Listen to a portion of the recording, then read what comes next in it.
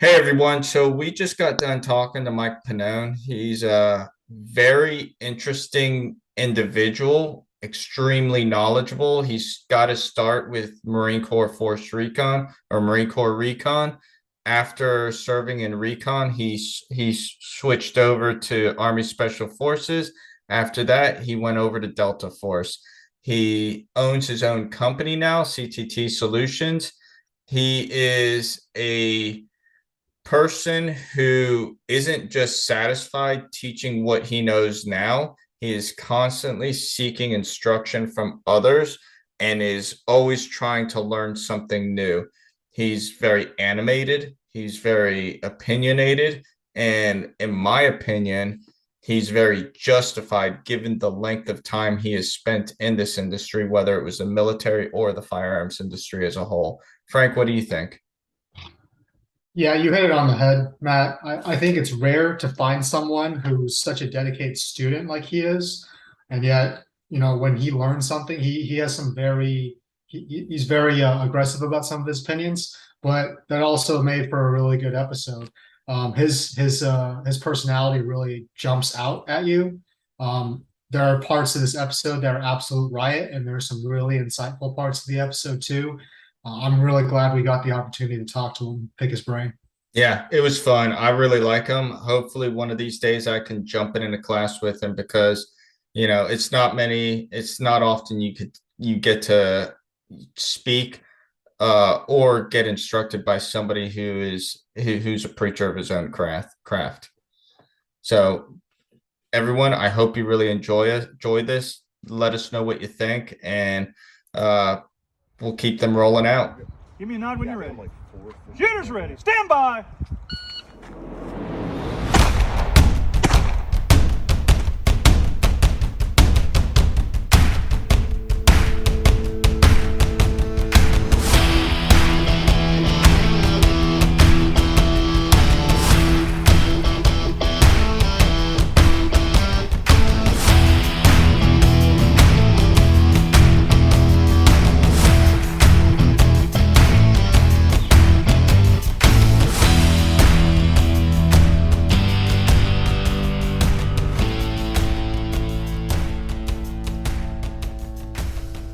Hey everyone, welcome to the 3GIQ podcast. I'm joined here with my co-host Frank Gow and our special guest Mike Pannone. Now, Mike Pannone, he is known in the recon community when he first started in the military.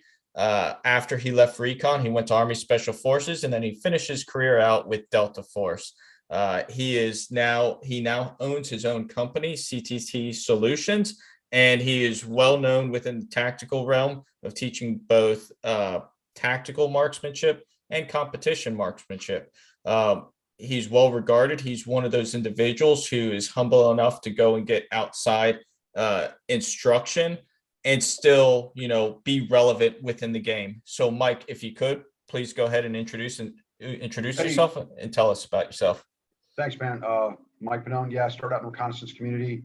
Spent 6 years, my first 6 years in the Corps. I went straight out of infantry school to reconnaissance course, and then went right to it. So I was straight recon baby all the way through. For 6 years in the Corps, then went over to SF, and then from SF went to the unit, went to Delta. I ate a breaching charge, so this one's made out of Lexan. I medically retired, and then I started going overseas in '03. I helped stand up the Air Marshal program first in '02, and then I started going overseas '03, '04, '05, doing high-risk contracting, culminating at the end. I was a ground combat advisor to the Corps again, which is really interesting because I was wearing digis, carrying a rifle, doing the biz with the Corps again, which is where I started in '05 in Anbar. So yeah, that's that side of my career. And then I helped a couple guys, like I helped Viking Tactics stand up their business. I was his first senior instructor, and then opened up my own. And ever since then, since 2009, I've been doing my thing. So Kayla's dad too. That's my big job. Hell yeah. So obviously we've kind of already went over that you've been recon, SF, and Delta. So whenever you first came in, what was marksmanship training like throughout your time in the military and near the end, and also near the end of your career? What did you ever see a shift to competitive shooting, practical shooting, and improving the skills of yourself and those you worked with? Yeah, absolutely. It started out the typical, going to Paris Island and then going to the infantry course. And then that was all snapping in. That was all precision based. what I know now and looking in hindsight is that there was no emphasis whatsoever put on speed, and there was no emphasis whatsoever put on weapons handling. Okay, none. Reloads, none like that. Running your gun. So that was the legacy stuff that was bullseye. That was the traditional Marine Corps. My dad was a Marine. He was in 3.5 in Korea. Like it traditional Marine Corps rifle range marksmanship was our thing. We're known for that worldwide. Everybody knows Marines can fucking shoot. Now the applicability of it is where it started to suffer. When I went to the reconnaissance community, we had shooting packages. We had a more action-based time when the Maritime Special Purpose Force came up and started doing BBSS and that kind of stuff. That changed it, and then Force started really pushing the shooting packages, and then that translated into battalion. So that I started to see a change, but that was intra Marine Corps, and that was a specialized unit within the infantry component, which reconnaissance at the time still was part of. And then when I went over to SF, it still was it was very baseline. There wasn't really a very good marksmanship training in regular SF. In the CIF, the Commanders and Extremist Force, they had the CQB related or the direct action type of marksmanship. That began to change in the 90s. That's when you really started to see an increase in the marksmanship side. When I went to the unit in 97, we had pro shooters. We had Rob Latham, Jerry Barnhart, Frank Garcia. We had all these guys come in, and there was an emphasis on that style of practical shooting, on balance of speed and accuracy, because it was directly applicable to the job. So you really saw the change. I saw the change personally, coming from being in 2 different services and being in effectively 3 special units. I saw it change in the 90s. It was relatively distinct, to the point where I could take my pistol and my rifle and I could shoot matches on my actual issued rifle from the unit. I could take it and I could box it up and I go shoot matches wherever. I just had to bring back, a leaderboard saying, hey, I competed, here's my score, all that. They supported that because they understood how important it was. And that was manifest in their willingness to bring in, competition shooters, professional competition shooters, every Aztec cycle we had. So that was, to me, that's when I saw the big change. And it has gone exponentially better over there. I know at the unit, it's gone way into that performance shooting, bringing in the best performance shooters in the world. And it's been a huge benefit. I see the guys now that come out of there, they can bang, they can shoot. And it's because the focus is go as fast as you can go, specified level of accuracy that we want, as fast as you can humanly go. Yeah, it's good to hear. It's good to hear that the Special Force community is really taking the lessons for practical shooting. But I would like to shift the lens to large military, like big Marine Corps, big Army. Okay. So that's full of, I would say, risk-averse power brokers and decision makers who might look at practical shooting. And Matt, the first time I met Matt, we were dealing with this. We were dealing with a gunner who did not like practical shooting and didn't want it on his range, and continually messed with the way that Mick East was being run. So what is the best way to sell practical shooting to those people in your eyes? Okay, that's a good I've got a good example of that. When I came back from Iraq in 05 with the Asymmetric Warfare Group, I was on a rifle course with the 82nd. I think we spent 38 weeks out of 52 at the 82nd training everybody for the surge, like surge in 07, 08. And it was all former unit guys, and we brought basically practical shooting to them. We had 40 paratroopers every week for 38 weeks. And the way that we demonstrated, because there were a lot of people in the Army. The Army, I'm partial obviously to the Corps, but when it comes to the infantry side, they're relatively close. The 82nd and regular Marine units are very comparable, And so what we did is we put them out there and we showed them what they could do. We had some standardized drills and stuff they shot at the beginning, and then at the end of the week they come out and watch them shoot, and they were stunned at how well these guys could do, how much faster they shot, how much more effective they were. Mean rounds on target in the amount of time, but you got to quantify it. That's what we saw. We had to demonstrate. You could talk the game all you want, and they're not going to want it. They don't want to play that. They're just like, no, we don't want to do that. Like we talked about going from a 25 meter zero to a 50 meter zero, just changing that. And then we showed them the max ordinate. If you run, standard height optics and you zero at 25, at 100, you're like 7 inches high. Okay. And so I watched guys overseas line dudes up and pull the trigger and miss shots that I knew they were going to get. And it was because they didn't even understand the ballistics of the gun, the people training on it. And so we had to show them, listen, if you zero at 25, there's a visual variance that you have. You're not going to get as precise as 0 because you're shooting at a shorter distance. So what appears to be just a little bit off center, now when you back it out at distance, it's far right, left, up, down. It's got to be verified at distance. And then we showed them what the max ordinate was. 0 at 25, here's a good 0. Now we're going to shoot at 100. Look how high it is. So if somebody sticks their head over a wall, you got a clean shot. You break a perfect shot, it goes over their head. You did everything right, but you weren't trained enough. And that was the application of ballistics on the battlefield wasn't taught. The understanding of it, that stuff we had to show them. You can't just explain it. You just can't. It's worthless. You're talking to yourself. So that's what, that's the way you get to the regular military, because we did it with the 82nd. We showed them, we changed the culture in that organization in a lot of ways, at least in that gap in time, because guys could genuinely shoot effectively in a way that they couldn't on Monday. When they left on Friday, they were combat effective. Now that's good to hear, because I remember whenever I was in Iraq back in 2005, prior to going there, I had iron sights on my rifle. Then whenever we get in country, hey, stick this RCO on your rifle. Okay, so what does all this stuff inside the optic mean? They didn't train us on any of that. Hey, 0 at 100 yards, you're good. Okay, so I can hit things at 100 yards. What does everything else mean? And it took it, like any big military, big organization, it takes a while for the information to get down. And it took a couple of years. It was in 2007, whenever I went through a course with retired gunner Richard Lawler, I think he was working for Trigicon at the time, or he was a contractor teaching. He was teaching the RCO. And that's whenever, so two years time span goes, and I'm finally learning how to run this optic. And it's like, what the fuck?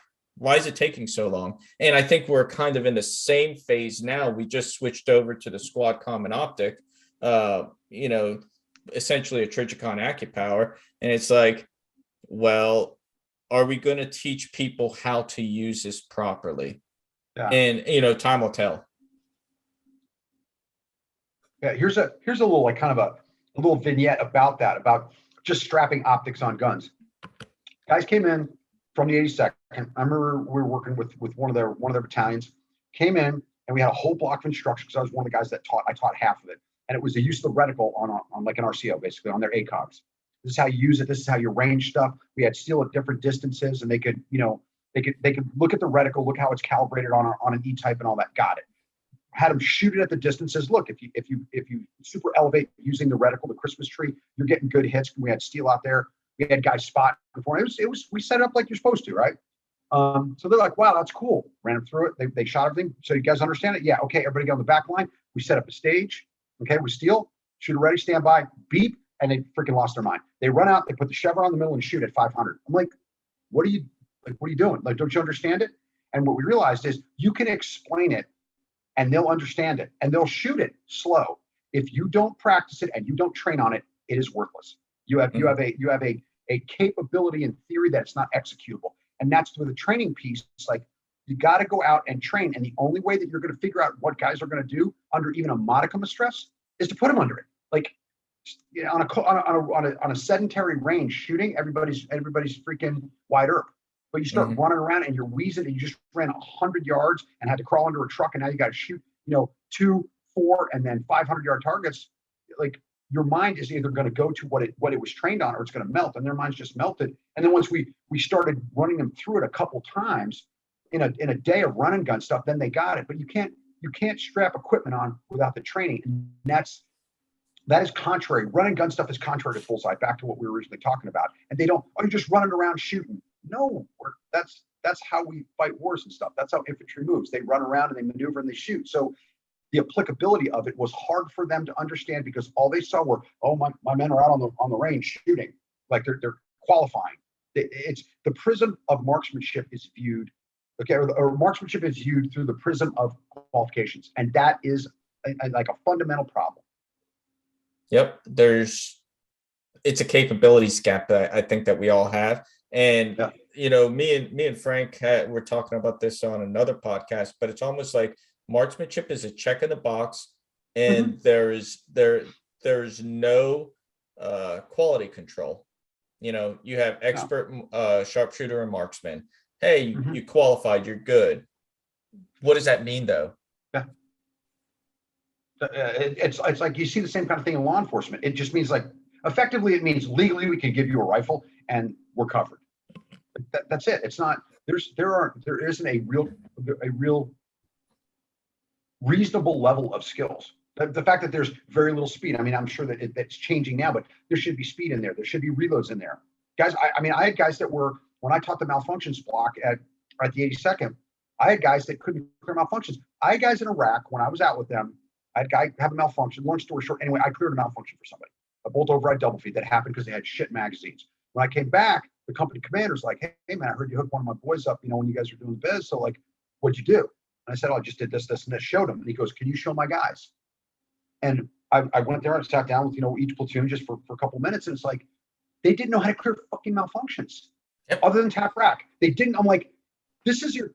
This is your reserve parachute, dude. This is your main parachute and your reserve parachute all in one. And you have to be able to make it work no matter what. And like just banging it on the ground, banging the buttstock on the ground and mortaring it and hoping that works is not the answer. But there was no just a basic block of malfunctions. I could teach any Marine in an hour or less to clear every malfunction that can happen in that gun without tools, unless the gun is broken. If the gun can be cleared with your bare hands, I can teach them how to do it reliably. I can teach them how to do it blindfolded in an hour. We all should have got that, and none of us did. And so it's like, it's crazy to me. So it's funny because whenever I was over in Israel back in 2016, we were training. Our company, minus was training with their counterterrorism unit. And I tell you what, like these guys, for as young as they are, you're talking about guys who are between 19 and 23 years old. They are counterterrorism instructors and they're operators. And, the amount of knowledge and skill that these young guys have, at such a young age, it's mind blowing. And you talk about malfunctions, like that's one of the first lessons we learned whenever we were over there. They had this, I can't remember exactly what they call it, but it was like a fuck you stick, I think is what they called it. And all they would do is they would take that stick and they would impose a malfunction by, just lightly touching the bolt and causing the gun to go out of battery, causing a double feed, causing brass over bolt. And it was up to you to get that gun back in the fight. And we did that for a freaking hour. And it was annoying, but you know what? People learned how to clear out their own malfunctions. And, it's like, why aren't we applying a lot of these same principles to what we do now? Can I talk to that specific technique? Yeah. Okay. Here's the flaw in that. All right. I don't do that and I don't advocate it. I understand what it's intended to do and it succeeds to a certain extent, but I do not at all advocate it. Here's why. One, mentally, I know it's coming. As soon as I see the stick, I know it's coming. I know I'm about to have a malfunction. My brain is already loaded for that. It's already set up going, okay, something's going to come. Overwhelmingly, I can predict what it is. Yep. Okay. That's one. So it's not impromptu. I'm not learning about the gun in the firing cycle, not going into battery, that crunchy feeling versus the bolt slamming home. Okay. I'm denying myself the ability to learn what it feels like when my gun malfunctions. Because you know as well as I do, as you get further along, you be in the middle of a match and you can fire a shot and know that gun's not going to fire next time. I can feel it. Yep. That shit's not right. Like, I know what right feels like. That ain't it. Okay. So you're denying the ability to learn that. One. Two, you're also conditioning people to allow things near their gun. You're conditioning people to allow someone to put something near their gun and disregard it. And that to me is a Hinde. No. So I when I do it, I teach guys how to clear malfunctions and then just go out there and shoot, man. If your gun binds up, I'm going to see what you do. I'm going to see how you clear malfunction. I can replicate everything that can happen in that gun exactly the same way for everybody and have them clear it out. And once you know how to do it, everything is the same. Tap rack, replicate the loading sequence. If it doesn't work, unload the gun, make sure it's clear, let the bolt go forward, metal on metal, day or night, tells me it'll go into battery, tap rack. So it's like, if I can load the gun and properly unload the gun, then I know how to clear every malfunction there, and I can teach that in 10 minutes. And it's like, and then in application, you have to recognize when the gun doesn't run, what to do. That's what's important. So it's like, you could put dummy rounds in, you could put brass, you could put empty brass in a magazine and have them shooting, because that usually gets fucked up and binds up in the gun worse. They'll figure it out, but there's only two answers: tap rack or unload the gun, make sure it's clear the way we were taught to unload the gun, remove source feed, lock the operating parts of the rear, charging handle forward, okay, muzzle up, muzzle down, make sure it's clear, metal on metal, and then we're right back to tap rack. It's that easy. But it's like, so on the malfunction side, That's why I'm saying I could teach in an hour with breaks and bullshit time. I could teach a platoon of Marines to do that like nothing. But we have to, again, that stuff, we're talking about two different techniques, two different countries. It's cool either way. As long as you have a fucking gun. The problem is that nobody here decided that was important before you went out to the rifle range to be able to run your gun. Like, I don't get it. I also, when I teach courses, and this came from teaching, dudes overseas with conscripts with a second grade education, we were doing JSETs. I look at it completely differently. I do not teach marksmanship first to beginner students. I don't give a shit. As long as you can break paper generally and you're safe, I want you to learn how to run the gun. I want you to learn how to load it, unload it, check status, clear, or whatever. I want you running that gun. I want you doing reloads. I want you manipulating the safety, all of that. Once you're capable of managing that gun, then we'll start talking about marksmanship. Because if not, it's especially prevalent with pistols. If you can't run the gun, you're not in 100% control of the gun, then there's an anxiety that you have, like, holy shit, I hope I don't make this freaking thing go boom when it's not supposed to. The freaking gun is going to put his boot in my ass. You're not thinking about shooting. You're thinking about not fucking up. Once you can run the gun properly, then we can talk about sights and trigger. And so it's like, it's a different way to view it, but it works. And when you think about it, when we're all kids learning how to drive, we didn't get in a car and get on the friggin' highway. We drove around a parking lot where you can't run into anything and learn how to work all the pedals. When you can work all the pedals and the blinkers and all that, then you drive around town at 35 miles an hour. When you're good at that, then you can get on, a 55 mile an hour. Like, you learn to manage the device safely, then you can take in road conditions. It's the same methodology. So it's like, that's something as well that the military, the Marine Corps and the Army are the same about it. It's like, it's all about accuracy. Accuracy, got to have, we're working on accuracy, and you got to, steady hold and all that. Dudes can't run their gun. They can't manage the freaking rifle properly. And they're trying to have them shoot at, 200, 300, 400, 500 meters. I'm like, we're missing a component block here that will make them more effective. So kind of shifting gears, kind of back to competitive shooting. So how much success would you say you've had getting other active duty guys, like whether you were when you were active duty yourself or even after you left active duty, but how much success have you had getting those individuals in the military into competitive shooting? And is there ever a reluctance there? And if so, how have you overcome that reluctance? Yeah, I've been able to get guys to, interested in it and all that, but they're always the guys that want to be good at it. They're guys that want to be a good, like, when I was freaking tiny dude, all I ever wanted to be was an infantryman. I wanted to be in the Marine Corps like my dad. I wanted to, go fight bad guys, that kind of shit. Like, I knew what I wanted to be, and I wanted to be really good at it. And I got there, and when I thought I was good at it, and I got tuned up by somebody, I wanted to be better at it. But there was an internal desire. I wasn't a minimum standard guy. Like, hey, you just, whatever training block we're doing, that's what I'm doing. I wanted to do better. I wanted to be better. I sought that out. And there's a lot of guys out there in the military that are like that, and they need to be mentored. You need to say, listen, they need to understand the applicability, because there's a lot of people, like you said, that are going to go, oh, that'll get you killed, or that's not applicable, or you don't need that, or you're like, you're talking to people that can't do it. Okay. So why are you talking to someone that doesn't know how to do what you intuitively realize is applicable, and listening to them?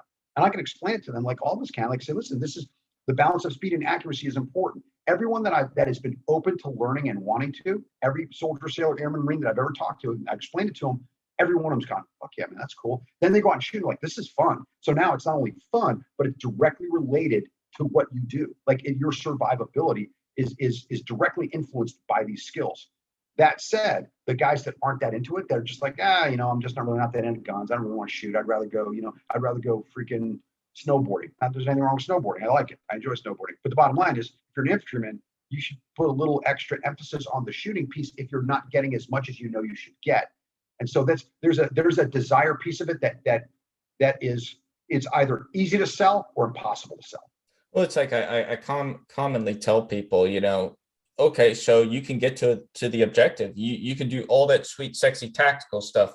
Cool story. What about whenever you get to the objective? Or what if you don't even get to the objective and you start getting engaged by an enemy? Mm-hmm.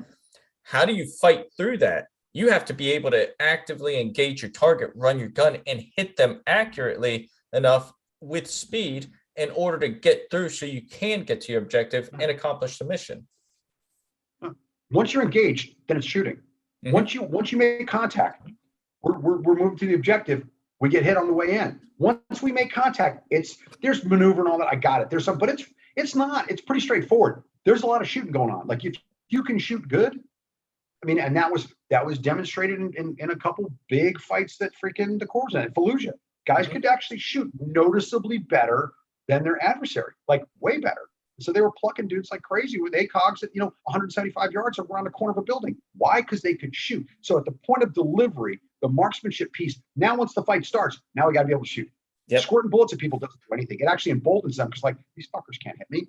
They'll come at you. You start dumping guys, and they're like, "Oh shit, I'm not gonna stick my head out the window because some freaking jarhead a block away is gonna take it off with a 30 or 20-inch gun." Like, so that's they don't understand. Like, it's not just because you have a tool, if you can't master it, it doesn't do you any good. And on the other side, once you're engaged, the shooting piece is huge. Like, you got to be able to neutralize whatever threats are out there so you can move forward, so you can facilitate bounding and maneuver and moving the guns and moving the vehicles. But if you can't shoot, you're not getting it done. You're not earning your pay. You're just a participant, right? Yeah, you're just there. I was a participant. I was there. Get anything done? I was there. Like, that's why I tell people participation doesn't equal proficiency. Just because you showed up doesn't mean you're any good at it. Just means you were there. Big thumb, thanks for showing up. But like that, I saw the difference. I saw when I was an advisor in 05 doing with AWG. I saw different units. And I can't remember which one it was right now off the top of my head. I can't remember that I was out with. It was fifth or seventh. But anyway, it was a rifle company I was out with, and their company commander had been a prior enlisted force guy, and they did a really good shooting package at the Palms, and those dudes could freaking bang. I remember seeing them in their test fire area, like shooting stuff the size of like soda cans at 100 yards. Like, I remember like distinctly going, damn, these brothers can bang. And the level of those guys would go out, like you'd see them get ready to go out. They're like, hey, we're gonna go freaking throw down. Like, hey man, Godzilla's on his way into Tokyo, bro. Here we go. Like they were, and you could tell their confidence was so high because they're like, if we get it, if you want to throw bullets back and forth, we got you. Like let's go. And that lends itself to mission accomplishment, and it lends itself to survivability and safety. Everybody is better for it. The commander, if you're just looking purely for promotional perspective, if you're the commander and your guys are taking ground and winning battles, you're a good commander. You know what I'm saying? The guys on the ground, the better they shoot, the safer they are, the more they keep their freaking squad and their teams intact and unballistically altered. So everybody benefits from it. And I could see the difference between units that were really proficient and units that weren't as proficient. It was noticeable in their demeanor. Yeah. Awesome answer, man. Really well said. I want to switch gears to that podcast you're on with Ben Stager. I think you mentioned something to the effect that GMs should only be able to become GMs through like the nationals level match bump. Yes, which I think is an awesome concept. Do you think the accessibility of the GM card has kind of diluted its prestige? Yes. I've watched people shoot classifiers. I shoot a classifier, one and done. Unless the apparatus, there's something wrong. Like steel doesn't fall, then we calibrate it. Hey, steel wasn't calibrated right. Okay, get a reshoot. That's just the rules. But I don't go back to the shack and pay another $10 and shoot the classifier. And then, oh man, I dropped one. It would have been 100 or it would have been a whatever, and then go back and pay another $10. I've watched people shoot classifiers. The most I've ever seen somebody shoot a classifier 5 times. And they shot I remember watching a dude shot like a 36 and a 51 and a 29 and a fucking 76 and then shot 100. It's like, I got 100.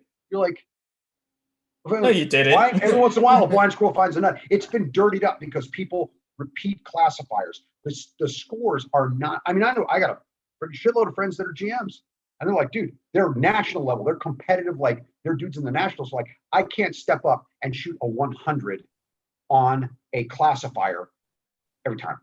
Like I can usually I can bang. I can get in the 90s, like 90 and above. But I'm not just stepping up banging 100 classifiers because I'm a GM. It's not that way. And that's because guys shoot hero or zero with their hair on fire, and they shoot a 26 and they shoot 100 and they take the 100. And it's like just the system. I think you should cap out at master. And if you're not winning, like at a minimum regional match, like area matches or regional matches, if you're not winning those, then you're not GM. Like this is what it is. Some people can say, hey, whatever. But it's the classifier system has been dirtied up by people shooting classifiers outside of their capability and getting lucky. And I have watched it, and I know I'm not the only one. Yeah, I've seen it too, man. If you're shooting it 5 times, and you're paying everything, there's no difference. It's like a slot machine, right? You're just Yeah. putting a quarter in until you hit all sevens. So back when I was in Lejeune, I put together a band of Marines and we would go out to USPSA competitions. I was just trying to expose them to practical shooting. And one of my obstacles with them was trying to get them beyond classifications, right? Like they were so focused. They were like, this is the only stage I care about in the entire match. And I have an idea of like what you're going to say to that. I'm just going to harken back to one of your earlier comments where you said marksmanship is viewed through qualifications. And I think people like tend to look at labels, characterizations and be like, oh, I want to be at this level, whatnot. What would you say to a new shooter who expresses that opinion to you? I would say that shoot to get better, shoot at the edge of your capabilities, because there is nothing cooler. And I know I doubt I'm the only one even on this cast. I have shot matches as a class shooter and beat GMs in matches. I have shot them as a master class shooter and beat GMs in them.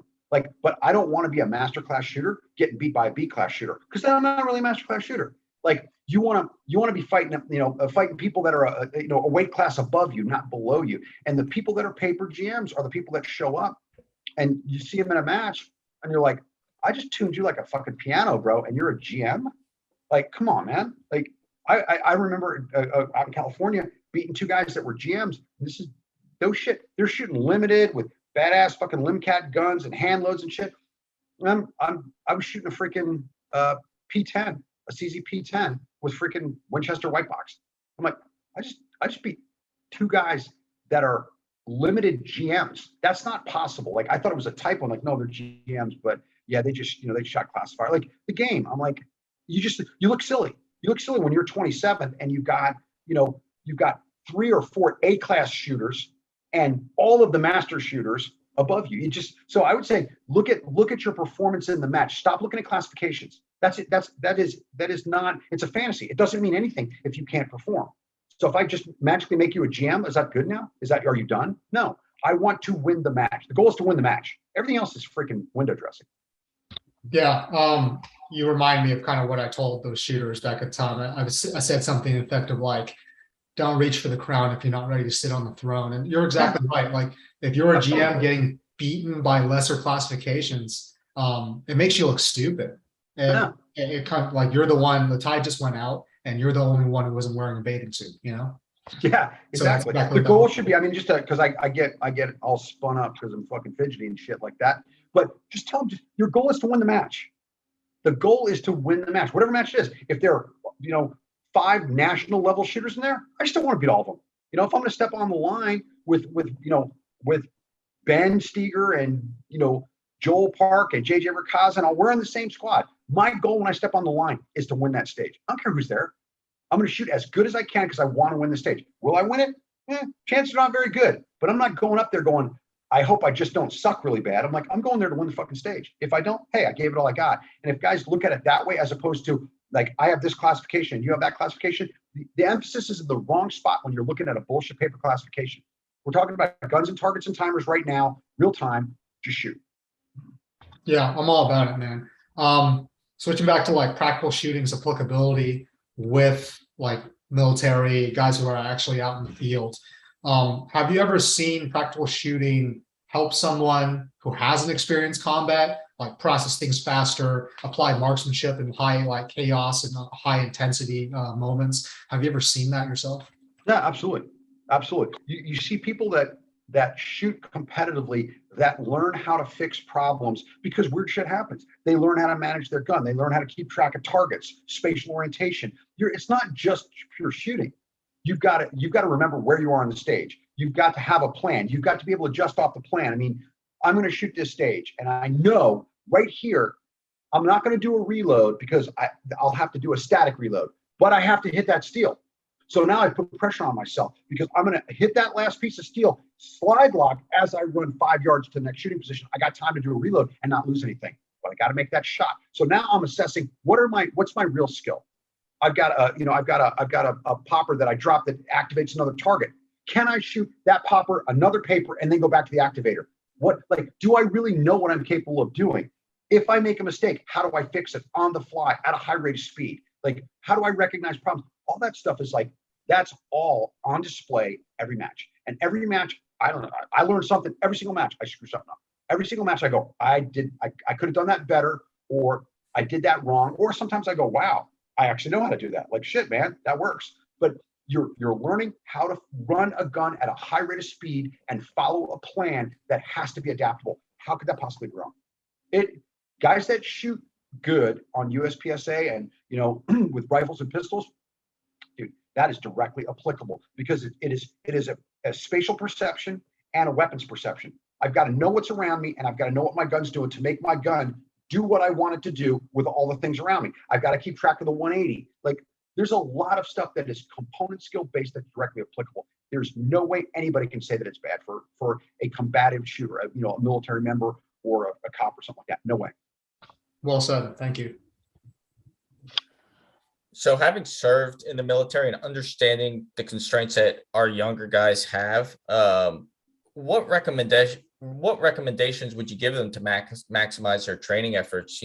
Time for live fire, dry fire, how to train when preparing for specific matches or even missions while you were operational. Dry fire, first of all, dry fire. Me personally, I bought a rifle and a pistol exactly like what I carried. When I had, an M4 and a Beretta, I had an M4 and a Beretta. When I went to the unit, I had an M4 and a 1911. I had an M4 and a 1911. It looked identical. It was a carbon copy. You could look at my rifle at home and it looked exactly like my work gun minus the laser, right? And I dry fired with it. I did reloads. I did, I did transitions. Everything I could possibly do in dry fire, I did with an identical gun. I mean, there's a lot without ever dropping a hammer on a primer. There's tons of stuff that you can do that's weapons handling based and is legitimately marksmanship based. But the dry fire piece, a lot of guys don't realize how important it is, to dry fire. And once you see the fruits of dry fire, once you dry fire a bunch and then you go to match, you're like, holy shit, like that legitimately works. It is enhanced. I haven't shot in 3 weeks and it enhanced my performance, then you're sold. But you got to get guys there. And they've got to have a mentorship that within the organization or have a friend that shoots with them that really emphasizes how important dry fire is, because that's where you're going to get your gains. Because you're going to be pressed for time. You got train ups, you got deployments, you got different things that you have to do on the military side. You're going to have to find a small sliver of time that you can do it in. It doesn't take a lot, but it takes a dedicated process. Like I have a dry fire regimen that I do, and it's very specific, and it's not 2 hours a day because I don't have 2 hours a day. It's 3 15-minute blocks. That's all I got, and they're not all together because attention span is an issue, and I want to separate the things that I'm doing. I want to separate if I'm doing stuff from concealment, if I'm doing stuff from either a duty rig or from a sport rig, and then when I'm doing rifle stuff, I separate them all. So I focus for 15 minutes. My gray matter is doing this. They can easily do that. And so it's like the emphasis on it is important. Well, I noticed, I saw on Instagram the other day, like one of the things that you do every single morning whenever you get up, or it's something that you just started doing, but you get up, you put your concealed carry rig on, and then you dry fire at a target that's what, 25 yards away. 20 yards away in my house, all the way front to back. Yep. And then you have an index card there, and it's supposed to. Yeah, I've got the head off a USPSA metric with a 3x3 post in the middle. Yep. And you have to hit that in 1.5 seconds, speed and accuracy, Yep. And with a red dot on a pistol, it gives me all the feedback I need. I don't need any dry fire trainers or none of that. That's the beauty of a red dot. I mean, you can still do it with irons, but you got to be I think you have to be a little more experienced, a little more focused to tell what you're really doing. But a red dot tells you, like, if you pull a trigger, that dot's jumping around. It gives you all the feedback you need. But it makes a massive, massive difference. So one of the things I said this on a previous episode, but I also told this to a friend of mine. He was like, what's one thing that we could do, to help improve in the infantry, just get better with our weapons familiarization, handling, shooting, all that kind of stuff. And what I recommended to him is, I was like, what do we have on us all the time when we're in country? He's like, well, our weapon. I was like, exactly. You have your weapon on you 24/7. That weapon doesn't leave your sight. So whenever we're in the rear, why not have the guys get up, go to the armory, draw their weapons, and they have their weapons on them all freaking day? Is it time extensive? Sure, it is. But, what is it training you to do? Have your weapon on you at all time, become familiar with it all the time. It's like, why aren't we doing that? You know, machine gunners and mortarmen, they're doing their gun drills. Why can't we be doing our gun drills? I agree. I would have a part of every day, a requirement in the infantry, especially, you know, and infantry reconnaissance, that whole side of it. It should be a requirement. You get up in the morning, you go to PT, whatever, you know, you do your PT, however you structure that, whether it's organized one or it's by squad or team or whatever. When you get done, you draw your weapons from the arms room, you go to the armory, draw your weapons, and you dry fire for 20 minutes. Everybody does it, period. Everybody dry fires. No, it's not conditional. It's not, we're going to do it today. No, part of the training schedule is you get up in the morning, like if it's still the way it is when I was in the fucking Corps, you get up in the morning, you do PT, that's just the standard. And then at the end of PT, you dry fire. And then when that's done, you turn your weapons into the armory and you go back, you get cleaned up, and it's the first call for whatever you got going on. But that way, every single person does it, and you have a battery, like we're going to do reloads. We're going to do, you know, you have these are things that you do X amount. I know that they had it in the shooting packages, they had drill cards and stuff like that. You can set it up so we do the following things. You get timers, so they're part times on it. Like you got to be able to reload your rifle in X amount of times. You have to be able to clear a malfunction, tap rack in X amount of time. But now you're giving them, there's a culture of dry fire that's being built into the organization, and there's standards. This is what we establish as standards. Okay, like you need to be able to reload your rifle, a bolt forward reload in your rifle in X amount of time. Well, now it's up to the team leaders and the squad leaders and the platoon sergeants to enforce that. But what you're doing at the ground level is building a culture of weapons handling and a familiarity. What that translates to is efficiency on target. Yeah, absolutely. But what it also translates to, because I'm the king of selling shit to hire, safety. People aren't pulling triggers and having negligent discharges and all that because they know how to manage their guns. Because when I was in recon, if I was walking around and my finger was on a trigger or a weapon was on fire when it wasn't supposed to be, there's a friggin' staff sergeant or gunny in my ass with both boots, and I was pushing the earth for a while. Like that shit wasn't tolerated. Like what, you're unaware of what's happening to your rifle. It's just some shit you're carrying around like a sandwich. Like I remember getting tuned up one time, and after that I was like, okay. I brought, just tell a story. I brought a rifle down and didn't put it on safe. So I drove my rifle up, put it on fire, and drove it down and put it on safe 1,000 times in a row. 1,000 times in a row. Facing the wall in Okinawa. And what did I never do the rest of my entire life? Bring a rifle down without putting it on safe. It wasn't fun. After 1,000, I could barely lift my arms up to brush my teeth. But the bottom line is the corrective training served a purpose. That kind of stuff. It was that enforced. Now, when you build a culture of dry fire in an organization, that's tied to PT, fitness, weapons handling, infantrymen. Like, come on, it all goes together. That to me is the way to do it. I think that would solve a tremendous amount of problems, and it would give a glide path to a really effective, ground combat element. So, kind of switching gears to yourself now. Can you tell us about CTT-Solutions and the type of training that you offer? Yeah, and how did it come about? It came about. I was working for BTAC, and I wound up leaving and going off on my own. And I started out with a contract with Border Patrol. I was actually contracted to the team that, Brian Terry, rest his soul, who was a Marine as well, former Marine, who was killed during the whole Fast and Furious thing. I was contracted to his team for a year, and then I got kind of tied in with BORTAC, and I was teaching rifle classes, pistol classes for them. That was the beginning of my business. And then I kind of leaned harder into the civilian kind of the retail market because it was a lot larger. And then I've come full circle. And now I do almost entirely law enforcement, like almost entirely. But I do a lot of pistol red dot stuff and concealment stuff. Concealment stuff was kind of my thing. I do a lot of that. Rifle stuff is not as common, but pistol stuff is really common. So the focus is on that. I also do vehicle stuff now because there's a lot of crap in the industry on the vehicle side. There's one particular purveyor of it that's, spends a shitload of time at, teaching people how to fight from the front seat, which doesn't work in real life. So to get away from that whole idea that vehicles are some kind of special thing, I just, because I ran in vehicles in Iraq for 2 years, soft skin vehicles in the Sunni Triangle. There's stuff about it, like the whole vehicle CQB bullshit. It's just exterior fighting. It's just maneuver. You're just fighting outside around vehicles. If it's not moving, it's just terrain. And fighting around terrain is fighting around terrain. If you understand tactics and maneuver and flanks and angles, then you know how to fight outside. I don't care if it's a dumpster or a truck. It's the same fucking thing. Okay. So it's that part of it, bringing that to law enforcement. and my partner that teaches with me he's a cop out in Long Beach, but he was an infantryman in the Corps for 6 years before that, and we teach together. So he bridges the cop world and the the freaking 0311 side. So we got a good thing going, and that's a new push that I'm doing because I just want to get it out there because violence is getting pretty bad against cops, and they need something more than just some stylized, cool Instagram looking stuff. They need fighting skill.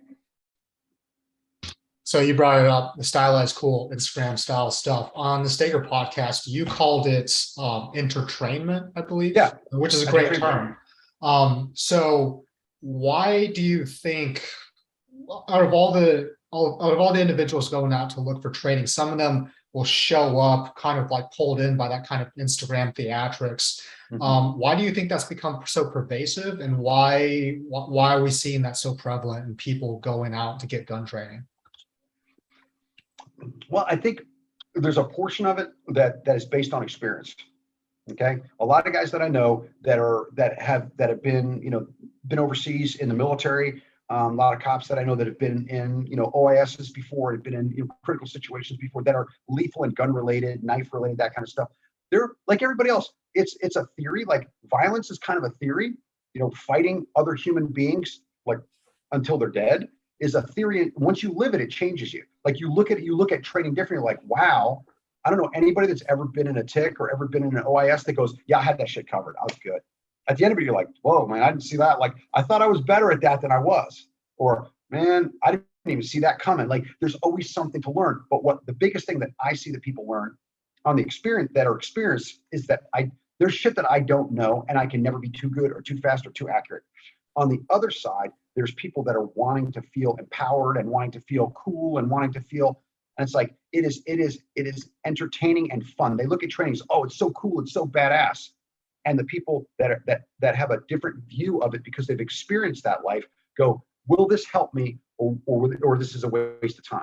And so it's been sold. It's a marketing tool that tries to catch you. It's chewing gum for the eyes, and it pulls these people in. It's like, oh, you're going to run around and shoot through windshields. You're going to do all these mag dumps and run around and shoot from the ground and all. Just learn how to stand up and shoot fast and accurate with a rifle first. And then we'll make it harder on you. But it's all component stuff. The magic is there's no magic. It's simple shit. But you have to work hard at it. And they're looking for the easy button, the shortcut. And it comes across in video. I'm going to teach you to be a super duper hero in 2 days. And it's not. It's selling. I call it selling magic. That's what they're doing. They're selling magic to people that want to believe. And it's effective. That's why marketing's effective, Yeah, for sure. So yeah, that's on the instructor side. Would you say on this, like on the participant side, I would characterize them in two categories. Either you show up and you're ready to be a student, or you're there because, like what you said, you kind of want to be a tourist, right? You want this vicarious experience. You want this proximity to masculinity. You want to be part of that cool crowd. Go ahead. Oh no, just real quick. What I see with that is I see there's a validation that people get from it, and I call it shooting for trinkets, and I kind of bash it. And some of my friends do it in their businesses, and I got it. And I'm not meaning it as a pejorative on them because it's a marketing thing. But I don't shoot for trinkets. I don't need patches or badges or coins or coffee cups or secret underwear or fucking anything. I just want to shoot better. Like I just want to shoot better. And like I'm not going to be your dancing monkey so I can get your trinket. I'm just not. And I think it's silly because people do that, and it's a badge of honor for them. Look, I have this trinket. I'm like, go to a USPSA match. I just posted a thing about that. Like, dude, I went to a USPSA match in San Diego, got my ass handed to me by a freaking a little beach bunny and freaking boy shorts and an Under Armour jog bra and a dude that came off oxygen to shoot the stage, along with all the other guys that could bang. And I showed up and I was like, I just got my ass handed to me. I need to get better at this.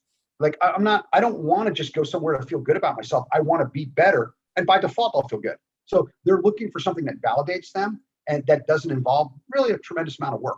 And that's the part that they miss. The magic is that it's hard work. That's where you're gaining. The people that go there for the entertainment side of it, to be empowered or validated or part of that thing aren't really serious about shooting. They want to have fun, and it includes guns. Yeah. Sorry, Matt, sidebar. He mentioned like magical underwear. What if we start giving out special pairs of silkies to people for competition? Dude, Oh. secret underwear, bro. I did. Sorry, I did have a lucky pair of underwear that I wore on every mission I went on in Iraq back in 05. Hey man, gotta have rabbit's foot, dude. Oh yeah. Gotta have rabbit's foot. all I right. was forced to throw them away after the after the deployment. Yeah. The luck has run its course, but Matt, we're going to talk about Dude, that. a set of silkies with I can bang on the back. Dude. That might make its way into a different demographic, Mike. Yeah, I was gonna say that might be what would I put on the front? I don't know. That's a multi-purpose set of. That might be just for the Navy. I don't know. Oh, shit. Oh, Did I just say that? I'm sorry, Navy guys. Love you guys, honestly. No, it's all Thanks for your good. votes. Oh man, that's hilarious. Okay. Well, I told you still got some Lance Corporal in me, bro. I think the title of this episode is going to be "I Can Bang." Yeah, fantastic. Last question I had for you is from the instructor point of view. How regularly do you attend classes yourself to try to learn new things? And who are some instructors that you hold in pretty high regard? I attend as often as I can, honestly. Guys that have done a different kind of skill venues. I mean, I've done classes with Ben Steger, obviously, JJ Rakaza. I've done it with my buddy Matt Franca from X-Ray, and I've done it with Craig Douglas. So those are the four that I've gone to. And so I like to go out and I like to shoot with people and see what they see in me. Let them coach me. Be a student. I mean, it's a good thing to go out there and check your shit at the door and just go, I'm just going to shoot. And I'm shooting against. I mean, I shot with Alex Goki when I was out there. He's a friend of mine, but it's good to shoot against people that are just your peers. Like, hey, it's just a dude. We're just hanging out, two jarheads, doing our thing. And they'll look at you and they'll evaluate you in a way that you won't evaluate yourself because you can't see yourself. And even if you video yourself, I don't see when I look at a video the same stuff that Ben sees or JJ sees or Matt sees. And it's important. The guys that don't do that, like, I know that it's the thing that some people don't want to take, or I don't take classes, or I don't want to take classes. I don't care. If I think I'll benefit from it and by default benefit my patrons, my clientele, then I'll do it. And it's fun for me. I like being a student once in a while and not being in charge of shit. So yeah, as often as I can, I definitely, I'll definitely go out and shoot, and I'll shoot with, anybody that has demonstrated that they know something that maybe I don't, or they have a quality or an attribute that I admire. I'll go, wow, I want to shoot with them and see how they got that or where they got that.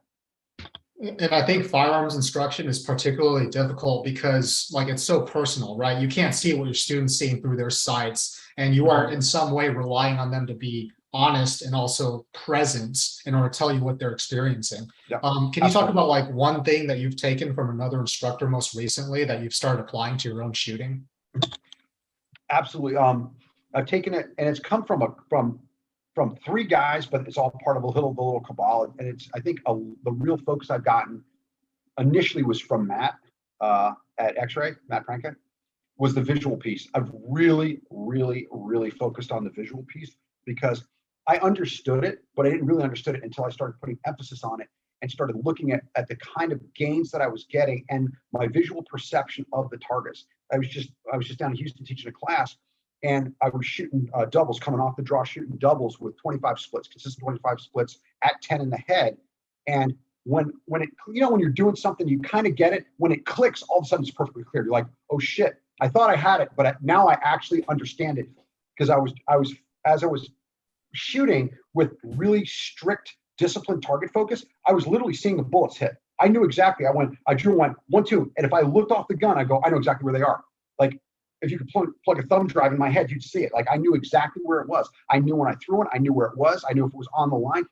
And that visual piece, once you get it, is massive when it comes to speed, because your processing speed directly, is reflected in your scores and times. And that I got, it's been reinforced through all three guys, through Matt, through, Ben Steger and Joel Park.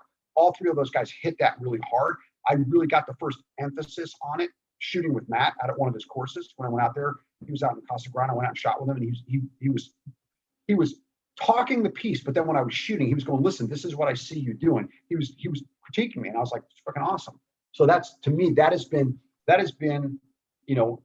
a game changer on it, because I understood it. Understanding it and being able to actually apply it and see it in process are very different. So yeah, that's the recent quantum shift in how I train myself came from from Matt and Ben and Joel?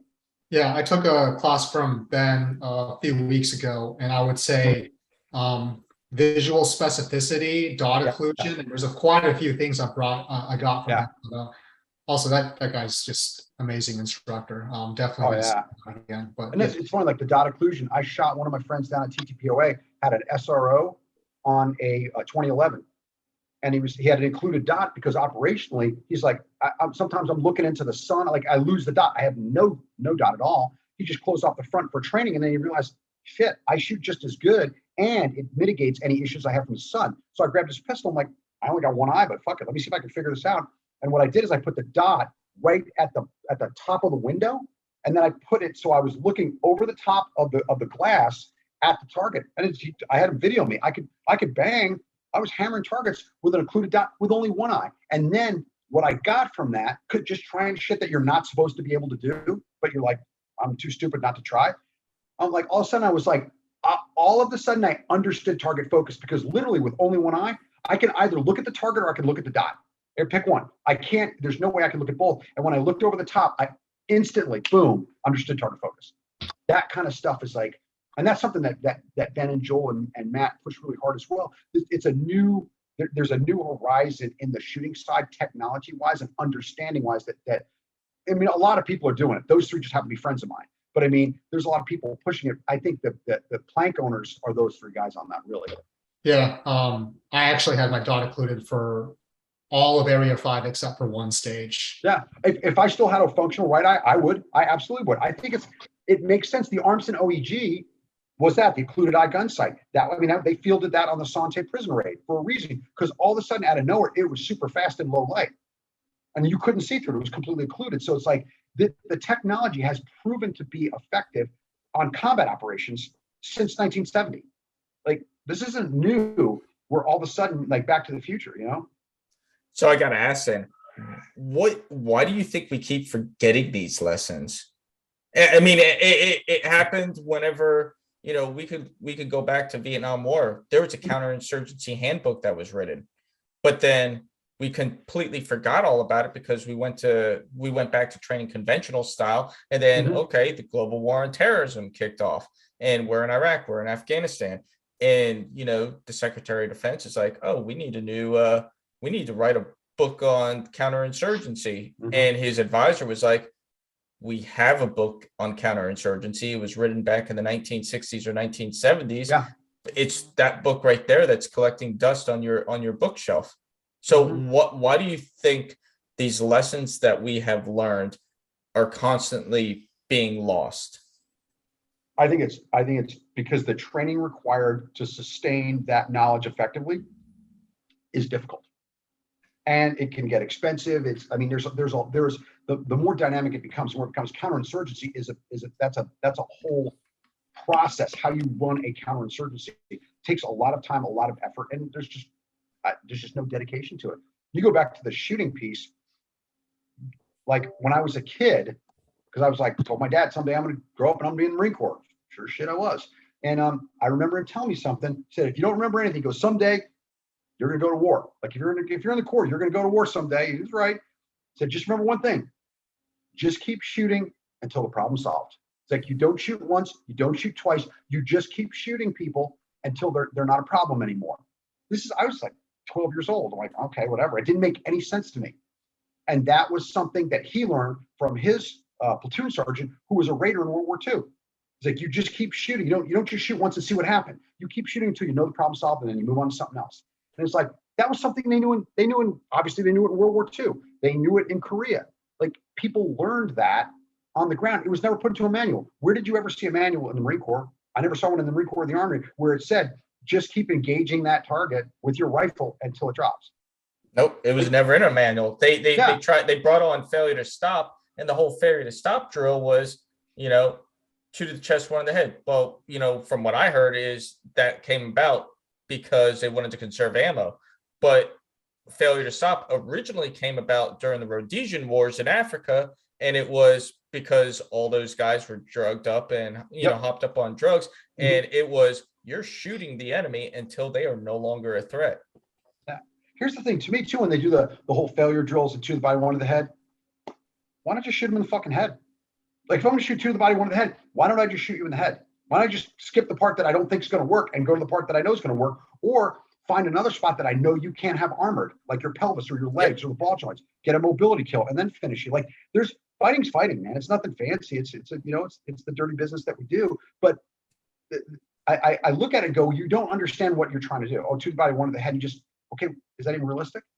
Is it, if you shoot two to the body on somebody and it doesn't work, they're not going to be there for you to shoot one in the head. No. Nobody sticks around when you shoot at them. Like, not from my experience. So the minute the bullets start flying, people are running. So like, when are you really doing this? And what are you really doing? And if you think that they might have armor or they might have a freaking body bomb or something like that, shoot them in the pelvis, shoot them in the femurs, that area.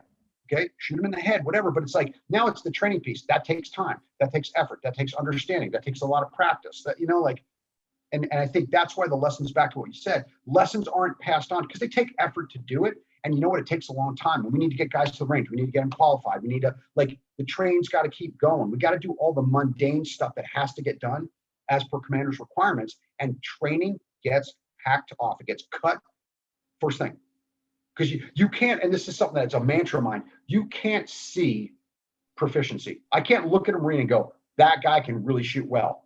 But when he doesn't know how to shoot well, I can see it. It jumps out at you. Like, it's a an lack ugly of baby. proficiency is really obvious in application, So talking about training and talking about goals, for you specifically, what are some of your upcoming goals this season? Make GM this year. And I want to make GM and carry optics and PCC. So I looked at, because I'm master in limited 10 in production. I'm closer in those ones right now.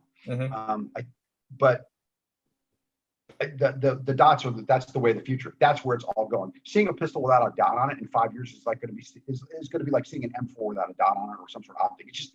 That's just where it's going. We're iron sights are over. They're gone. Yeah, they're a legacy item. People shoot them because it's kind of retro and fun and all that. Yeah, I've got red dots on pistols with 65,000 rounds on them. They're more than reliable enough.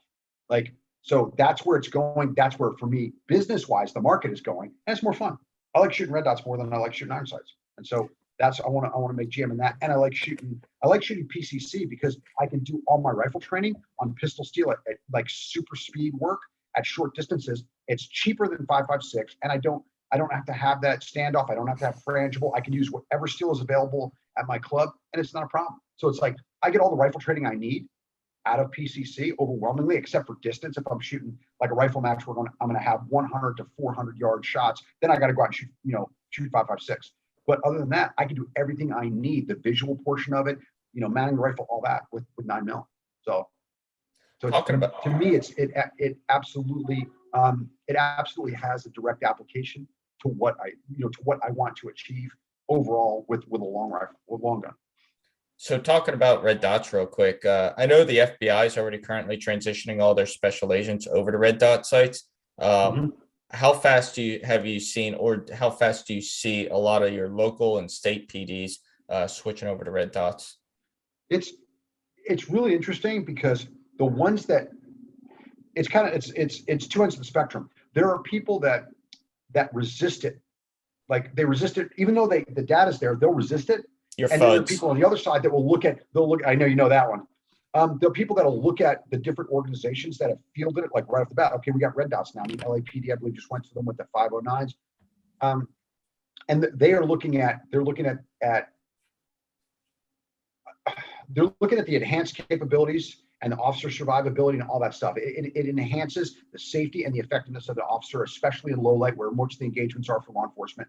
On the other side, and I've sat down, I've briefed a couple different like sheriffs and chiefs of police and stuff like that about red dots and like why they should be fielding. They ask like, hey, can you give my chief a talk about like red dots on pistols and why we should have them? And I'll sit there and explain all the targeting and precision and the way it enhances your ability to see precisely at distance and all that. And on all of them, I've done it 4 times now. There've been 3 people in the room: the chief, a deputy chief / bean counter, and a dude in board shorts and a t-shirt with a wad of Copenhagen in his lip with a beard. And I'm like, okay, so I walk in, it's like, okay, the usual suspects. I sit down, the chief's like, oh, I'm chief so-and-so, or I'm sheriff so-and-so. And I talk to him, And he looks at it when I explain it. He goes, wow, our qualification rates will go way up. The bean counter goes, wow, that's going to double the price of the gun. The dude with the dip in and board shorts and a freaking t-shirt goes, damn, I'll bet that's badass in low light. And I'm like, okay, now I see where everybody's emphasis is. The guy on the ground, okay, the guy delivering is like, wow, I'll be able to shoot better. I'll be more effective in my environment using this tool. The guy that's worried about spreadsheets is going, it's going to double the price of the gun and then the logistics and how we get them fixed. And then the guy that's at the top is going, it's going to make my agency look good and it's going to increase qualification rates. And that's the problem. If you just look at performance, operational performance of the device, there's no reason not to go to red dots. None. There's zero. It's already vetted. My old unit's been using it for freaking how many years now? Like 14 years in combat. Like it's proven its capability. People are resisting because they just don't want to do it. And then you get people that go up and shoot and they suck with a red dot because they don't hold the pistol consistently, and they can get away with a sloppy grip with iron sights because you can see the iron sights the whole time that gun's moving. In recoil, I can see the iron sights. When the dot's gone, it's gone. So if you hold the pistol like a small child and it runs away from you, then you're like, oh, I shoot better with iron sights. Like, I think there's a lack of honesty and humility when it comes to that. Like, it's a new device. I got to learn how to do it. Well, I think we can all agree. A lot of it comes down to people who are making the decisions, and coming up with this training aren't fully qualified or fully understand what it is that needs to be achieved. I mean, they just don't. And it's at all levels, whether it's military, law enforcement, whatever. It's like people making decisions are like, yeah, I don't see the point of this. No, we're not doing this just yet. Or they say, let's get a certain item. Like my thing now, that 6.8 rifle in the military, that's the stupidest fucking thing I've ever heard in my life. You're going to give me a really heavy gun that only has 20 round magazines. That's a $3,000 gun. And then you're going to give a guy, $8 worth of freaking marksmanship training. Like, great. You can shoot, the gun can shoot at 1,000 yards, but the guy holding it can't. And in a close-in fight, I want a shitload of bullets that I can shoot really fast, and a gun that's really light because I'm going to be climbing over walls and running around like a fucking madman. Like, why do I want this giant gun?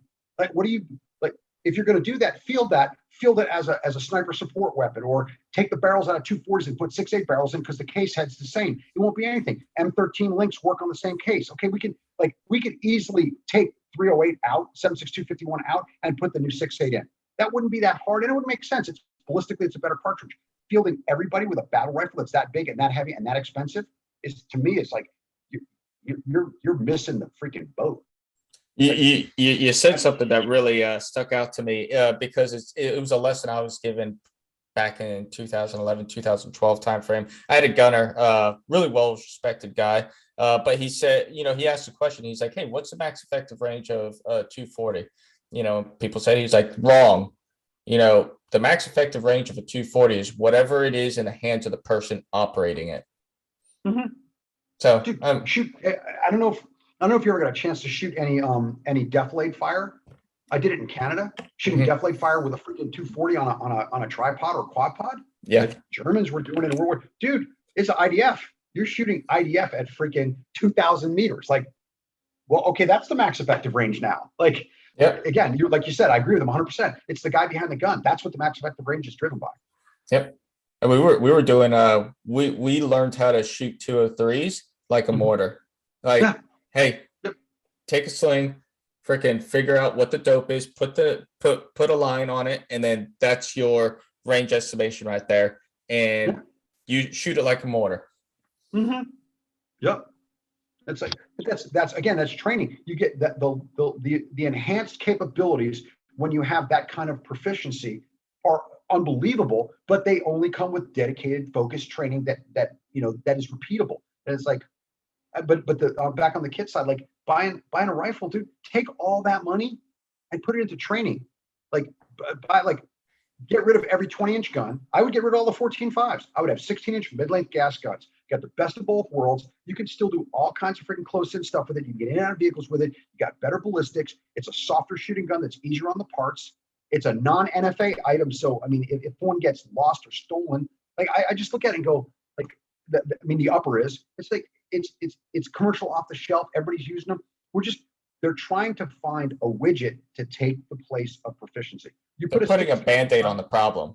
Yeah, you put a 16-inch gun on there with a you know a aim point or an EOTech, or even if you want to go with a 1 to 4 or 1 to 6, okay, you want to go with some glass, got it.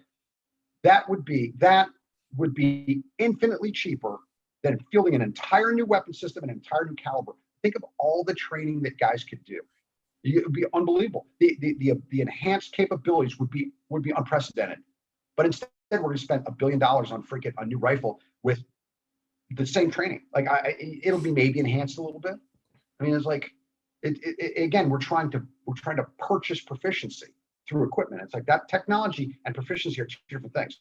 Proficiency, exploits technology. Technology by itself is like anything times 0 is 0. It's a math problem. Like I don't see that kind of stuff. And it's back to what you said. The people making the decisions are not asking the people on the ground, what do you really need?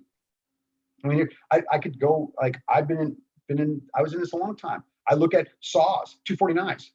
Replacing that 249 with a magazine fed gun was stupid. It was fucking stupid. Thank you. Making the Mark 46 where they welded up the magazine hole was stupid, because the problem was the feed angle. And I remember in the friggin' 80s, we learned, hey, just pull back on the magazine. If you got to use 5.56 mags, just pull back. It changes the feed, or push forward. It changes the feed angle, points it towards the chamber, works perfectly fine. Mr. Fuller at 2nd Ranger Battalion used to machine the feed ramps on them, and they could run magazines without ever touching them on their saws in freaking 2nd Ranger Battalion. And we shoot those guns, we shoot the receivers out of them, and then we wonder why they dump links inside of it. Like, you passed the life of the gun. Like you buckled the receiver. Like, why do I know this stuff? And the military is like not doing it. Like the saw was a brand new saw is freaking awesome. Why do we replace a baby belt fed gun with a gun that takes magazines? It just doesn't.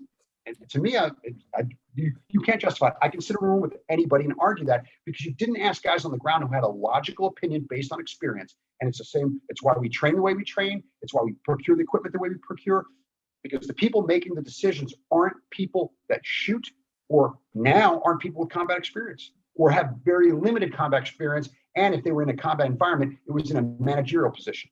Mm-hmm. Like, I want to talk to a guy who was a freaking platoon leader, in Fallujah, or company commander in Ramadi. Okay, I want to talk to him when he gets promoted up the chain and he's a colonel or whatever.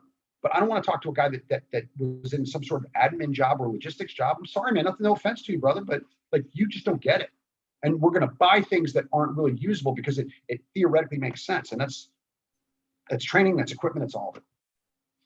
Yeah, you blessed my heart with saying that, the 249 is like getting rid of it is the biggest mistake. And I agree. My 5-foot midget ass, 5 foot nothing midget ass, carried that saw on my first deployment to Iraq, and that was my baby. I loved it. Yeah. I was good at it.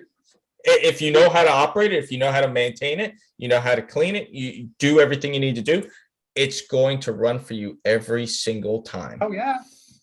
I'll tell you what, I mean, when I was out in 05 specifically with the Marines and Airborne, dude, those things were money. Those things they are super effective because they're light and you can carry a shitload of ammo. Everybody crossloads, everybody's got a drum on them. Dude, you can run that thing hard. I saw guys carrying 2 and 3 barrels, carrying extra barrels in case we get in it hard, man. I got extra barrels. I got a barrel. My AG's got a barrel, or the guy who's designated, even though it's not really an AG for a saw. And one of the guys in the squad had an extra barrel. Why? Because why not? It doesn't cost anything. And if you burn up a barrel or something happens, a case gets stuck, some weird shit happens, just throw another barrel in and fucking toss it on the ground. Who cares? But it's like, it's a little baby machine gun and it works good. Like I looked at that and said, you replaced it with something that was probably as expensive, but not nearly as effective. To ask, what area of Anbar were you in during that time? All over. Everywhere. So yeah. I spent most of my time between, I was 3rd Battalion, 2nd Marines, who were in Al Qaim area. But we jumped over to Al Asad to run some missions in that area. And then we also went down to Habaniya and Haditha and did missions out of there. I was at, obviously, Fallujah, Ramadi, Al Qaim. I was at KV, at Korean Village. Yep. I was in Rupa. I was in the Heat. I was in Habaniya. I was in Iskandaria. I was in, where else did we go that I can think of off the top of my head? Because they would push me out to firm bases. Okay.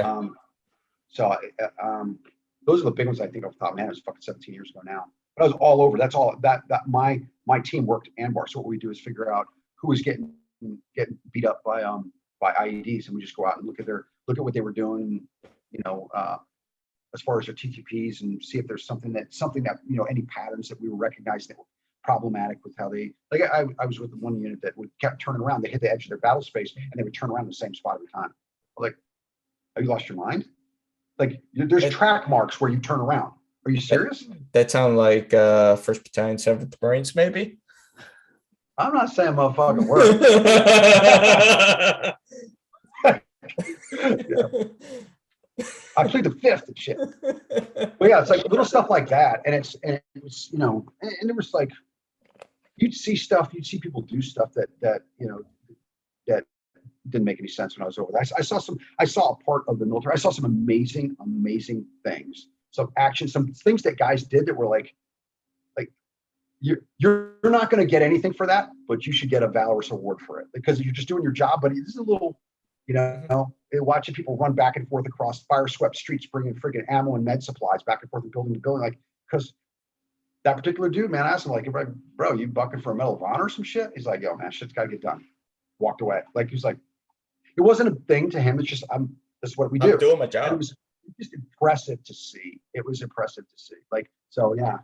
But it was an experience for me, because I went right into reconnaissance. So I never spent a day in the regular military, other than when I was cut to like the grunts and stuff like that. We did like a cross training thing before a float or something like that. But other than that, I was a recon guy the whole time. As a, you know, I was an 0311 and then 0321 before it became its own MLS.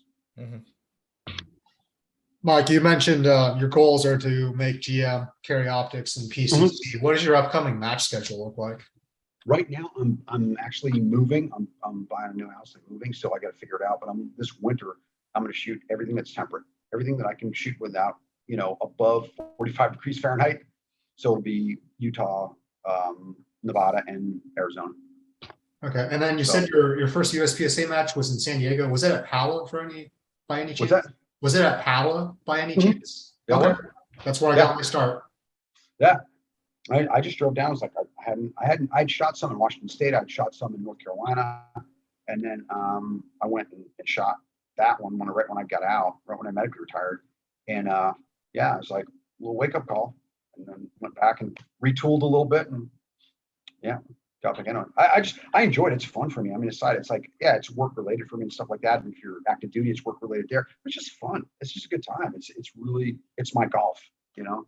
Well, the way I look at it is like, you know, I hated shooting when I was a junior Marine. I absolutely hated it. And I'm a grunt, but there was a reason why I hated it, because the way the Marine Corps ran this shit, they made it in such a regimented way to where it sucked the life out of everything. But, you know, whenever I started shooting 3-gun back in 2014, it became fun because there were rules in place, but there weren't rules where it was so regimented that it became miserable. So what was once miserable became like this heavenly space for me. Yeah. If they do it, if they run it right, like we had the guys out for it's called CATC, Combat Applications Training Course. We had guys in the 82nd out. We treated them like fucking grown men. Like we weren't, there wasn't all, you know, there wasn't constant ready on the right, ready on the left, rotting everybody. And like everybody was like, hey man, I used to say it all the time. We give our safety brief and I go, here's the overarching principle. Don't do dumb shit with guns, because we'll tune you up. Okay. And everybody knows what dumb shit with guns is. That's like pointing them at and or discharging them at shit that shouldn't have guns pointed at or discharged at. Don't violate that, and you're cool. If you violate that, you're going to know about it. Okay. We're going to fix that. If you make a mistake and we ask you what you did wrong, just go, yeah, I fucked this up. We'll go, okay, cool. Let's not do that again. If you do it again, you can't self-correct. We got a problem.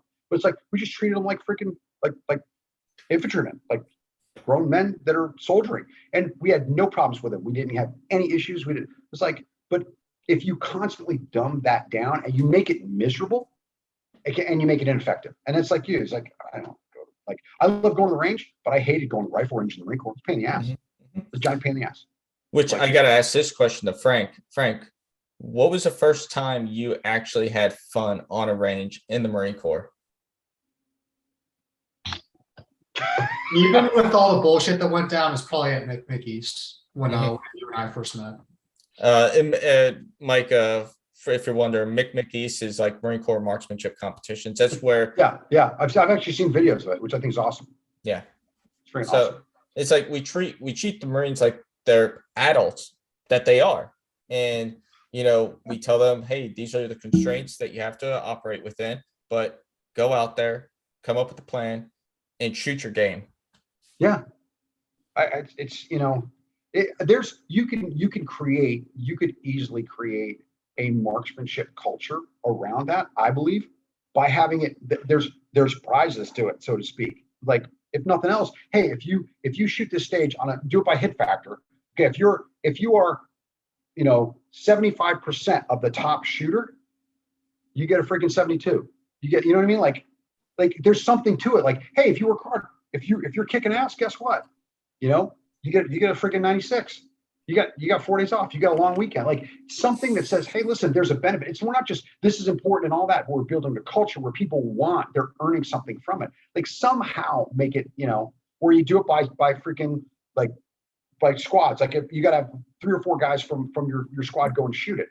If they're the top team, they have a combined score. They're the top team. Everybody in that squad gets this freaking 72. Gets Friday off. Like, something somehow. But you got to rotate guys in. You can't have the same 3 guys. You got to rotate guys, and everybody's got to get a chance. So now everybody has to compete, but you're shooting for the team. You're shooting for our squad. If you guys kick ass, we get Friday off, or we get Monday off. Like, something like that. That is the, like, you got to throw some candy in it to bring them in, and then eventually it just becomes a culture. It becomes a part of the culture. Like, I didn't be freaking. If I were the king, I'd be doing that shit. I think we did. I think within the team, like, and those who come out to the Marine Corps marksmanship competitions, because I'd say we have a bit of a following now. I would say that there's a constant following of the same names and the same people you see.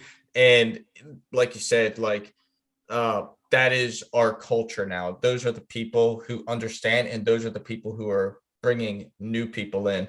And I would love, now that, today was my last day going into work. So it's really going to be interesting seeing from the outside now and looking in, that culture continue to grow. Yeah, that's good to see. That's good. It's because, like, I remember after the first Gulf War, it's like, oh, well, we're never going to be in a major ground war again. We're never going to be in the Middle East again. Like, how'd that work out for us?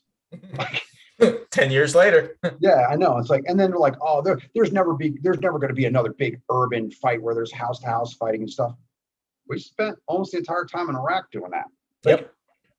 I mean, and then you look at how events just all of a sudden out of nowhere unfolded. Nobody foresaw 2 decades of war on 2 fronts. One was mountainous, was basically mountain warfare, and the other was both urban and desert.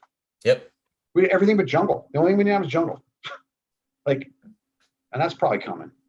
So, like, yeah, there's the best time to prepare is pre. Like, we got a lull here. We got a breather. Let's like, get going there, guys. I just like I said, I see that when you're spending time, when the decision makers are more concerned about buying a rifle that doesn't really apply to the job, as opposed to revamping training while we've got time to figure it out. I don't understand it. I don't understand where, like, the motivation for that to make the equipment fix, knowing we learned in 20 years that the training piece, that guys that can think on the ground and can apply the equipment they have really well, are unbelievably effective. So I have to ask this then, because it's something that I believe, it's something I've noticed over the past, 10 years.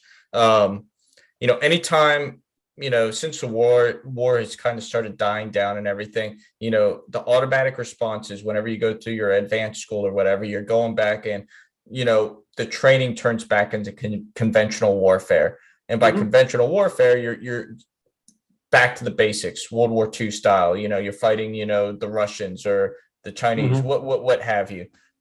But the way I kind of look at it is, why are we going back to something that we haven't necessarily done since the Korean War? Because we've been fighting unconventionally since the Vietnam War. So why do we keep going back to where we are? And the way I kind of look at it too, with especially the way we've been using special operations, is the unconventional has become the new conventional. So it's like, why do we keep backstepping rather than pushing forward? Because I think it's historically, because it's what people know, and because people will go that the evaluation template is based on what you grew up on, as opposed to going, what are we facing? So people, I mean, I remember when it was still the Cold War and all that shit, it was the Fulda Gap and fighting massive Russian armor and all that. You got area denial munitions and stuff. Now you can't mass forces anymore. You get butchered. You want to get a shitload of tanks. I mean, the only reason that the Russians got to have all those tanks on the road is because they weren't fighting anybody that had a game. That was the freaking road to Basra. That was like, I mean, you can't do that anymore. So all of a sudden it changes the way we fight. And then you look at the emerging threats. Like there was a complete unwillingness to look at the wars that we were in the way they needed to be fought, because there was a lot of people, and it's like, this is just my unvarnished 2 cents on it. A lot of guys wanted a battalion command or a division command in combat to put on their freaking OER. That's what they wanted. And the bottom line is that should have been a soft, specific war with regional QRFs. Think about if you put a freaking battalion of Marines with all the assets, all the armor, all the air, and all they do is fucking work out and do jujitsu and shoot and eat good food. And then when the call comes, they get on helicopters and they go fucking smash targets. Hey, we call a QRF. We've been sitting around for 7 days. Dudes are itching to go smash stuff. So we go. Yep. And like if you did that, now you're not using all the assets to occupy the country. You have people out with the local forces doing third nation stuff and all that. Like you look at it from the counterinsurgency perspective. Having a ton of people in Vietnam didn't work. It didn't work. It was a shitload of targets, and it was a huge manpower drain and a huge manpower loss that wasn't effective. And I know a guy that was there in the 60s. He's a really good friend of mine that was in 3rd Recon with me. His dad was there in 63 as a Marine officer. And he's like, don't commit conventional forces. Do not have large-scale conventional forces. The special operations community dealing with the host nation is going to be far more effective. You're just going to make mistakes. You're going to piss people off. You're going to have all kinds of trouble. It's like, but they wanted to fight conventionally. Historically, it wasn't done correctly. And that, to me, that's why we fall back on it, because it's what historically they know. And it's easier. Training for fighting a massed, World War II style fight is way easier than fighting an insurgency. It just is. So I got to ask, before we take off, do you have any words of wisdom you'd like to leave the listeners with before we go? It's freaking kind of tagline of my company, man. The magic is there is no magic. It's all hard work, and you've got to be objective. Look at your skills. If you suck at something, go, man, I suck at this. Work at it. Look at the application of what you're working on. Don't work on things because you think they're cool or because somebody else does them. Look at your own requirements or your own needs or your own weaknesses and go towards them. I mean, be a solitary hunter. Just learn how to perfect your own capabilities, and then bounce them off of somebody else's. Compare them and go, can I do this as good as him? Can I do that as good as him? Okay, got it. But just chasing somebody else's path isn't there. You got to do the hard work, and you got to be honest with yourself. You got to be very objective about who you are and who you're not, and then remedy those or accentuate them. But there is no magic to it. It's hard work, man. It's a blue collar thing. Well, I appreciate this. I know Frank appreciates it. This was a very good conversation with a lot of rabbit holes, which were really fun. But thank you. And to the listeners, I hope you enjoyed us. Let us know what you think. If you have any questions for Mike, we'll put his email down in the description. And everybody have a good one.